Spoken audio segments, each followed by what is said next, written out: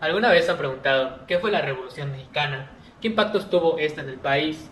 Pues en este video vamos a explicar a detalle qué fue la Revolución Mexicana, sus antecedentes y datos interesantes relacionados con esta.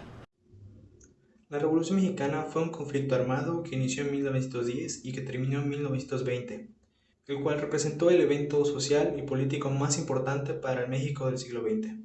La revolución se trató de una serie de enfrentamientos o conflictos armados en contra de los sucesivos gobiernos al mandato dictatorial de Porfirio Díaz. Ahora voy a hablar de los antecedentes de la Revolución Mexicana. Uno de los antecedentes más relevantes es el movimiento social por parte de los hermanos Flores Magón. ¿Quiénes fueron los hermanos Flores Magón?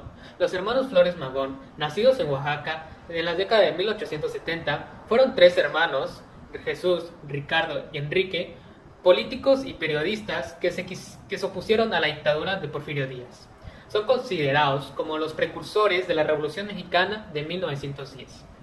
Con grandes aspiraciones, logran fundar su periódico más importante, que se llama Regeneración, y en 1902 editan el periódico El Hijo del Ahuizote.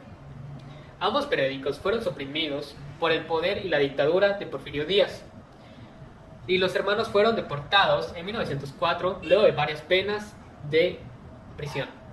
La crítica del porfiriato de la familia Flores Magón y sus ideas revolucionarias fueron de las más claras y avanzadas de su época, ya que incluso tuvieron más auge que el levantamiento antielectoral de Francisco y Madero. Desde el exilio en 1904, Ricardo y Enrique impulsaron la creación del Partido Liberal Mexicano, o PLM por sus siglas. Empezaron a organizar una revolución social a través del levantamiento y huelgas para derrocar al gobierno de Porfirio Díaz. Así, los hermanos Flores Magón influyeron en los paros de Cananea y Río Blanco, entre otros levantamientos del norte del país. A través de la PLM, como parte de un plan para extender la revolución por todo el territorio nacional, como podemos ver, los hermanos Flores Magón influyeron mucho en el movimiento social contra el poder de Porfirio Díaz. Es por esto que se considera que los hermanos Flores Magón son precursores de la Revolución Mexicana de 1910. Ahora voy a hablar de las etapas de la Revolución Mexicana. La Revolución Mexicana se divide en cuatro principales etapas: la Revolución Maderista, el gobierno de Madero, la dictadura de Victoriano Huerta y por último la etapa constitucionalista. En la primera etapa, en la Revolución Maderista de 1910 a 1911, Porfirio Díaz renuncia al poder el 25 de mayo de 1911 y exilia a Francia el 25 de mayo del mismo año. Es en ese momento que Francisco Madero toma el poder el 6 de noviembre de 1911. En la segunda etapa, en el gobierno de Madero de 1911 a 1913, después de que Madero llegara al poder, el principal opositor de Madero fue Emiliano Zapata, quien consideraba a Madero como traidor que no estaba comprometido a la reforma agraria. En la tercera etapa, la dictadura de Victoriano Huerta de 1913 a 1914, en lo que se conoció como la Decena Trágica, una fracción del ejército se relevó contra Madero. Victoriano Huerta tomó el poder.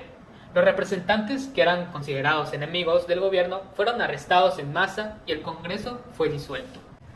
En la última etapa, en la etapa constitucionalista de 1914 a 1917, tras el derrocamiento del dictador Huerta, los revolucionarios volvieron a enfrentarse, luchando por la posición del poder y poniendo sus ideas por encima de las ideas de los demás. Ante esta situación, todos los revolucionarios convocaron un congreso para determinar reformas para el futuro del país.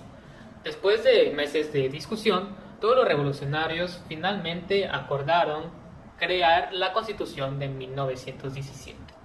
A continuación, se va a hablar sobre las aportaciones de la Revolución Mexicana.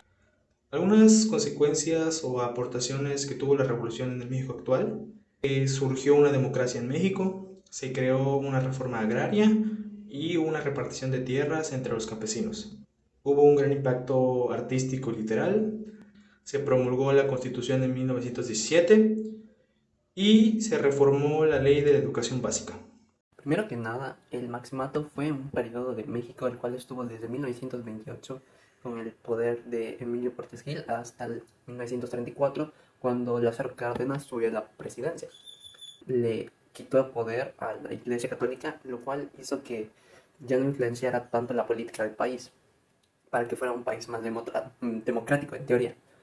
Y logró industrializar y modernizar todavía más el país para que tuviéramos mejores bienes materiales, tales como los que tenemos hoy en día, y influencian nuestra vida cotidiana. Aunque todos estos beneficios vinieron con algo a cambio, el cual es que Plutarco Elías Calles quiso centralizar mucho el poder, lo cual fue algo malo. El socialismo en Yucatán con Salvador Alvarado. En 1915 Salvador Alvarado llegó fungiendo con el cargo de gobernador. Buscaba reorganizar el sistema económico y social, utilizando métodos más racionales para lograr su cometido. En 1916, gracias a que la venta de la máquina estaba en su mayor auge económico, logró conseguir poco más de 10 millones de dólares y con este dinero aumentó el sueldo de los trabajadores anaqueneros. Con esta reforma, Alvarado esperaba culminar con el feudalismo, pero no lo logró, debido a que realmente él solo intentaba corregir el sistema que la hacienda llevaba en ese entonces. Pero sí logró abolir la esclavitud, logró mejorar algunas técnicas empleadas para la agricultura en ese entonces. Él también estableció diversas escuelas rurales con el fin de brindarles mayor educación y cultura. En 1914 se publicó el decreto sobre la liberación de los peones, al igual que en 1917 manifestó el decreto de una nueva ley de trabajo, el artículo constitucional 123, el cual ratifica la abolición de la servidumbre.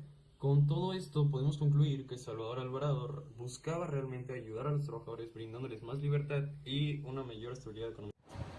El gobierno de Felipe Carrillo Puerto en Yucatán de 1921 a 1923 se propuso transformar la sociedad a largo plazo, para lo cual desarrolló una reforma escolar que contribuyera a cimentar en la mentalidad yucateca los valores socialistas desde la primera edad. Pero, al haber ciertos elementos que causaron polémica, organizó una campaña propaganda, la cual es estudiada en el presente, el artículo de investigación a través de dos principales órganos de prensa, el periódico El Popular, que estuvo de 1921 a 1923, y la revista Tierra, el Magazine del Sureste, de 1923.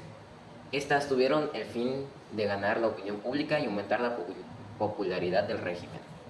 Como podemos ver, la Revolución Mexicana fue un momento histórico de suma importancia para nuestro país, ya que en esta se promulgó la Constitución de 1917 y después se dio un gran avance a nuestro país.